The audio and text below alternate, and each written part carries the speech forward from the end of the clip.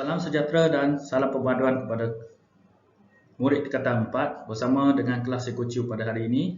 Ini buku teks tingkatan 4 So, ini ialah format yang kamu kena tahu dalam peperiksaan di mana kamu telah diberikan dua kertas, kertas 1 dan kertas 2. Iaitu kertas 1 ialah 40 soalan, jawab semua soalan dan maka diperuntukkan 40 markah, dan kertas 2 iaitu terbagi pada bahagian A dan bahagian B di mana 4 soalan respon terhad wajib jawab semua dengan ayat yang lengkap, no point form, dan bahagian B ialah 5 soalan respon terbuka iaitu hanya jawab 3 soalan yang kamu boleh jawab, maka diperuntukkan ialah 100 markah.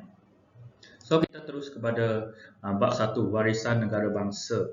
Warisan negara bangsa ini dia bermaksud apa yang telah ditinggalkan oleh masyarakat dahulu sehingga sekarang. Okey, so kita tengok di sini.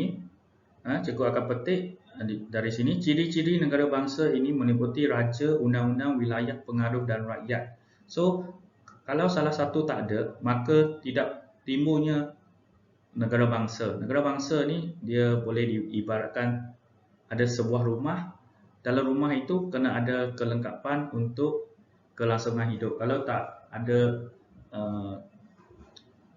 tandas ke, tak ada bilik tidur ke ataupun ruang tamu, maka itu tidak dipanggil rumah. Seperti mana juga negara bangsa, kalau tak ada raja, undang-undang, wilayah, pengaruh dan rakyat, maka negara itu tidak wujud.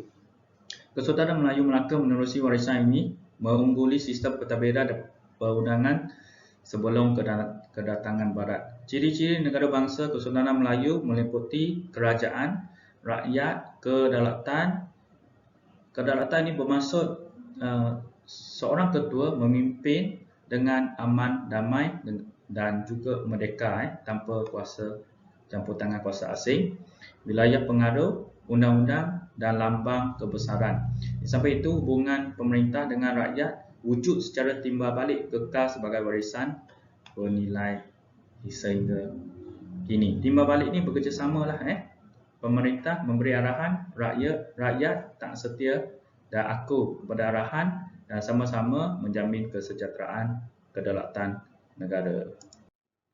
Okey, so hari ini kita akan pergi kepada latar belakang negara bangsa sebelum kedatangan Barat sahaja, nombor 1 saja hari ini.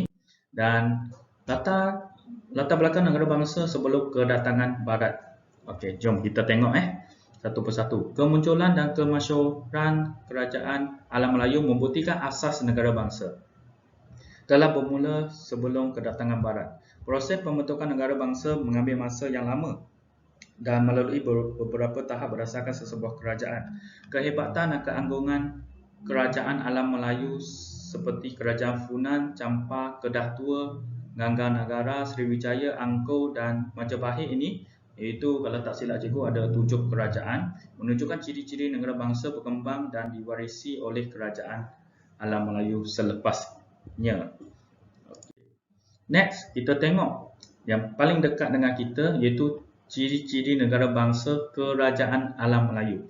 Pembentukan ciri-ciri negara bangsa kerajaan alam Melayu berbeza daripada yang berlaku di Barat. Kenapa dia berbeza? Okey, kita tengok. Ciri-ciri negara bangsa berkembang mengikut peredaran masa dan keperluan. Ciri-ciri negara bangsa alam Melayu terdiri daripada raja sebagai ketua negeri ataupun ketua kerajaan, ada undang-undang, wilayah pengaruh dan rakyat. Kalau tak ada elemen ini, maka negara bangsa alam Melayu tidak akan wujud. Kenapa pentingnya raja, undang-undang, wilayah pengaruh dan rakyat? Jom kita tengok. Okey.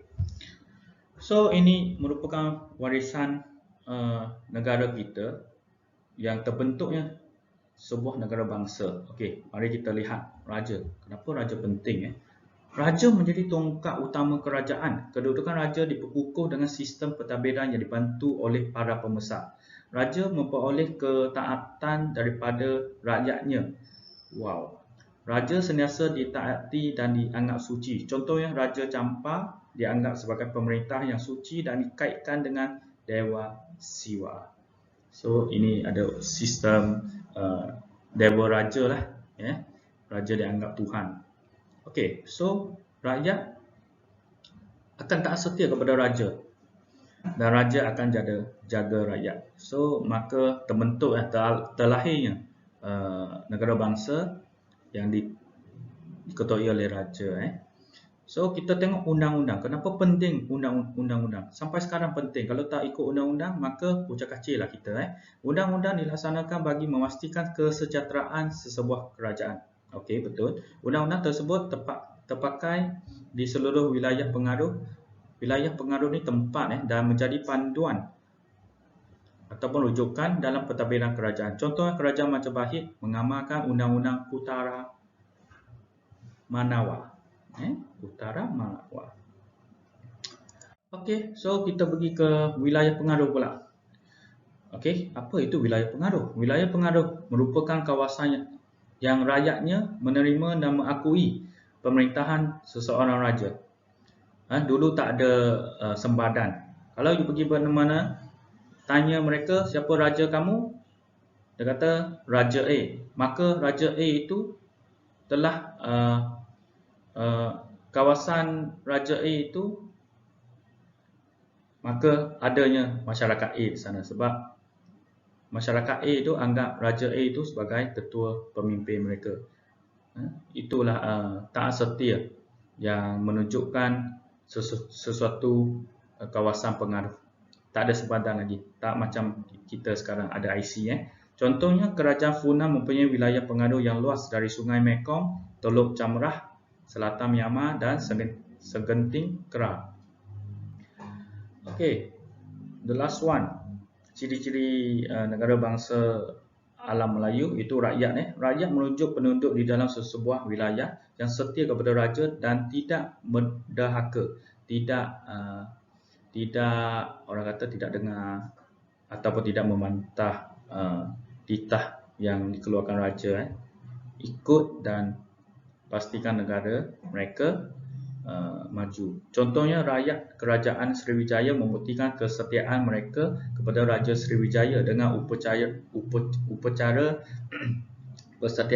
persetiaan dan minuman air sumpah. Maksudnya kalau dahaka kepada raja, maka kehidupan mereka tidak akan baik kemudian hari.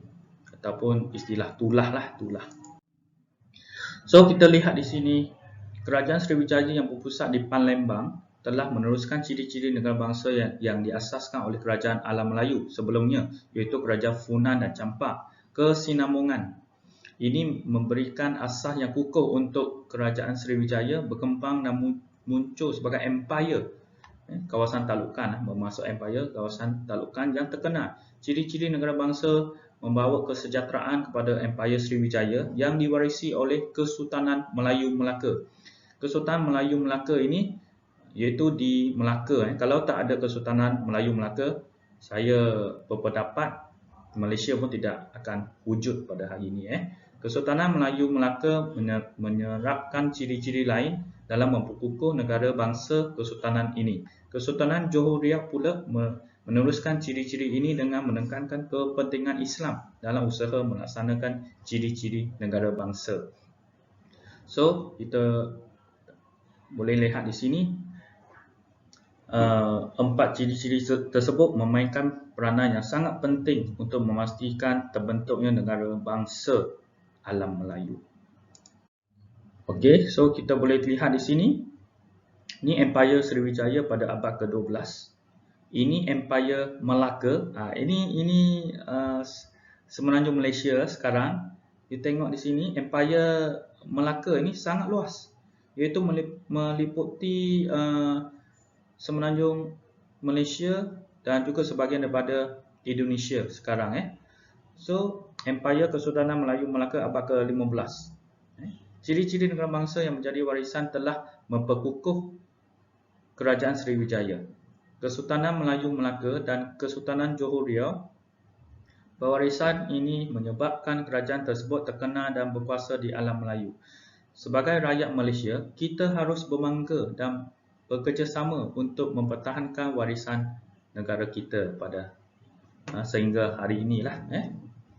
So kita pergi ke slide seterusnya. Ini latihan. Okey, untuk maklumat kalian, Cikgu Chu nak kamu buat nokta ringkas berdasarkan slide yang cikgu share tadi. So buat secara ringkas nokta, dan selepas dah salin nokta, kamu kena buat latihan, iaitu berdasarkan latihan yang cikgu bagikan. Nokta buat di dalam buku nokta, dan latihan buat di dalam buku latihan. Sekiranya tak ada buku, tak apa. Kamu buat dalam textpad paper untuk pastikan PTPR pada hari ini berjalan dengan lancar. Jawapan ini ada di dalam slide yang cikgu telah kongsikan. So, selamat belajar, stay safe, stay home. Kita jumpa lagi pada kelas seterusnya. Itu saja untuk hari ini. Terima kasih kerana bersama. Kita jumpa lagi.